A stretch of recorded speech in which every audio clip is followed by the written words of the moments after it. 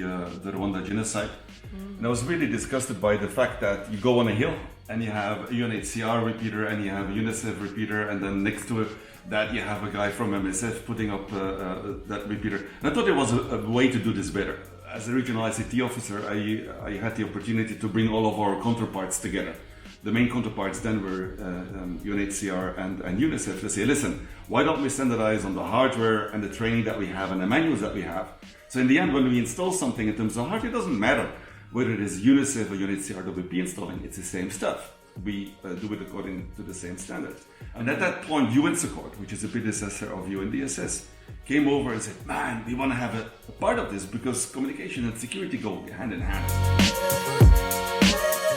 There was no longer an entity or a project or an agency mandated to provide standards or to update the standards on security comms. As we all know, technology advances. So if there is no longer an entity to coordinate, everybody was doing whatever they want. So we came back again to the status that I founded, back in 94, 95. Everybody was doing their own thing.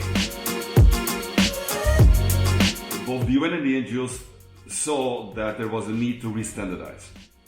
First of all, to catch up again with technology, looking at things again from a distance to see the current technologies, which were mostly radio-based and the old satellite stuff based on the technology that we used back in the 90s and which were still the standards. Should we update this? So everybody said, yes, we want to do this, but as it very often happens in the UN environment, everybody says, yes, we agree, but then who is going to actually do it? And credit to WFP, WFP says, listen, we're going to seed fund this. We don't know exactly where it's going to end, but it's seed funded for 6 months. We're going to hire somebody to coordinate this and see how it goes. And that's how this started, basically. With a good idea, with some seed funding, combined from WFP Security and WFP ICT, the technology division, and I came on board. We have an operational area, there's a radio network, there's a radio room, and if you have in a country, you have 15 operational areas, you have 15 radio rooms. So part of the technology that we introduce is how can you manage those radio rooms remotely? So no longer needed in a country to have 15 different radio rooms, each of them with 7 radio operators running 24/7, where there's almost no radio traffic anymore. We can bring all of that traffic into a capital city, so you have a massive operating center, and you have all of the remote links to all of the different repeaters. This is how you can make operations more effective. But beyond that, the real impact in the end has to be on the security for staff. So our real goal is to make sure that any UN personnel, and in the end every UN NGO personnel, is contactable no matter where they are in the field at any given time. We've done like 60 countries so far, so we have a pretty good view as to what the status is in the field.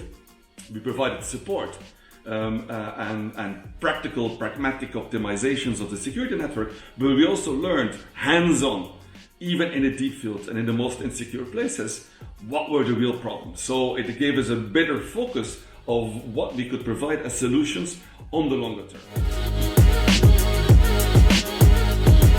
So in June 2020, we're converting TESS into TESS Plus.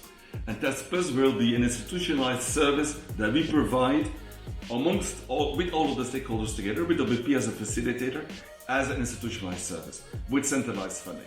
So by June, we'll have covered about 80 countries, which is the majority of the UN operations, at least those if you consider in a more insecure environment. I like the ones where you go in there and you feel you make a real impact. I don't like the blah blah missions, I like the boom boom missions. I like to go in there and where they say, listen, we have a problem, we tried to resolve this already for 5 years. Give us something tangible, and where there is an eagerness to change it. I don't like those missions neither, where we come in there, and like God rule what is wrong and what needs to be done to make it better. But where there is a team who actually takes it on, we make the recommendations, we can help them on their way, but they take it over. And we had a number of countries like Mauritania, Central African Republic, in Burkina, where they take on the recommendations that we had and they actually made a project out of it. And we come back again to do the follow-up and to help them out. Back in the days, in the 80s and the 90s, the color blue protected us. It was our shield, it was our flak jacket. all of that changed in the late 90s and certainly the early 2000s, where we became a target. So nowadays, you cannot start an operation if there is not a security aspect in there. We have to make sure that we provide an environment which is safe and secure for our staff to operate in. And technology is a part of that, and security is also part of it. That's why TESS is really the marriage between the two, between the technology division and the security division.